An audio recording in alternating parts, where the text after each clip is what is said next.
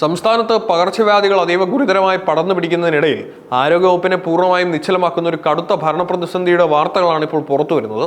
കോഴിക്കോടും കണ്ണൂരും അടക്കം സംസ്ഥാനത്തെ 4 പ്രധാന ജില്ലകളിൽ ജില്ലാ മെഡിക്കൽ ഓഫീസർമാരുടെ തസ്തികകൾ മാസങ്ങളായി ഒഴിഞ്ഞുകിടക്കുകയാണ്. ആരോഗ്യമേഖലയിലെ ഈ കടുത്ത നിസ്സംഗതയ്ക്കെതിരെ പ്രതിപക്ഷം ശക്തമായ പ്രതിഷേധവുമായി രംഗത്തെത്തിയിട്ടുണ്ട്.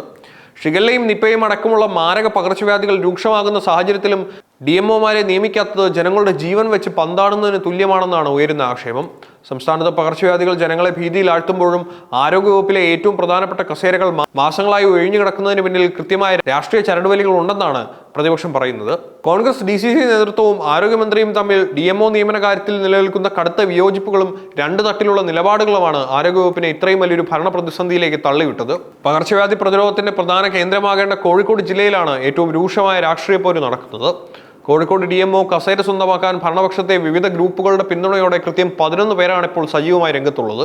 DCC നേതൃത്വത്തിൽ താല്പര്യമുള്ള ഉദ്യോഗസ്ഥരെ നിയമിക്കാൻ ഒരു വശത്ത് സമ്മർദ്ദം ഉണ്ടാകുമ്പോൾ മന്ത്രിയുടെ താല്പര്യങ്ങൾ മറ്റൊന്നായതാണ് ഇവിടെ അന്തിമ തീരുമാനം നീണ്ടുപോകാൻ കാരണം.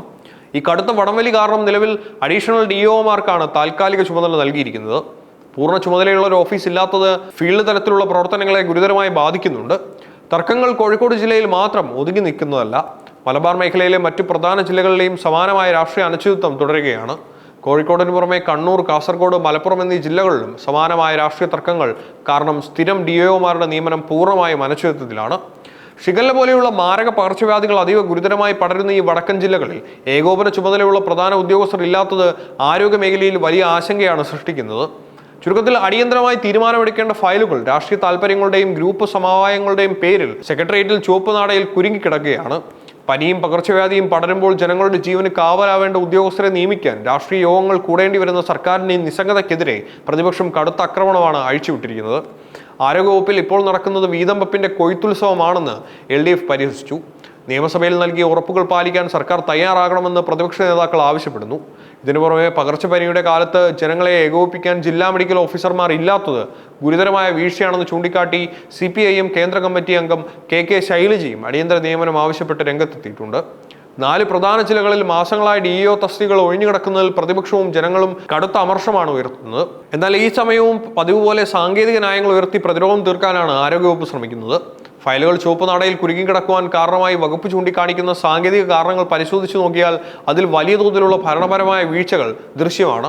നിയമന ഉത്തരവുകൾ ഇറങ്ങാൻ വൈകുന്നതിൽ പ്രധാന തടസ്സമായി ആരോഗ്യവകുപ്പ് വ്യക്തമാക്കുന്ന പ്രധാന കാരണങ്ങൾ നോക്കിയാൽ സാധാരണയായി DOമാരുടെ നിയമനം നടക്കുന്നത് ഡിപ്പാർട്ട്മെന്റ് പ്രൊമോഷൻ കമ്മിറ്റി കൂടിയാണ്. എന്നാൽ ഈ അതീവ നിർണായകരമായ കമ്മിറ്റി കൂടുന്നത് അനന്തമായി നീണ്ടുപോകുന്നതാണ് ഇപ്പോഴത്തെ പ്രതിസന്ധിക്ക് പ്രധാന കാരണം.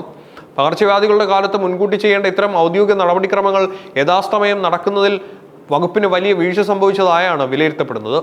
നിലവിൽ അഡീഷണൽ DOമാർക്ക് താൽക്കാലിക ചുമതല നൽകിയിട്ടുള്ളതിനാൽ ജില്ലയിലെ പകർച്ചവ്യാധി പ്രതിരോധ പ്രവർത്തനങ്ങളെ ഈ ഒഴിവുകൾ ഒട്ടും ബാധിച്ചിട്ടില്ലെന്നാണ് ആരോഗ്യവകുപ്പിന്റെ ഔദ്യോഗിക നിലപാട്. നിയമന നടപടികൾ നിലവിൽ അവസാന ഘട്ടത്തിലാണെന്നും ഉത്തരവ് ഉടൻ പുറത്തിറങ്ങുമെന്നും ആരോഗ്യവകുപ്പ് അറിയിച്ചിട്ടുണ്ട്.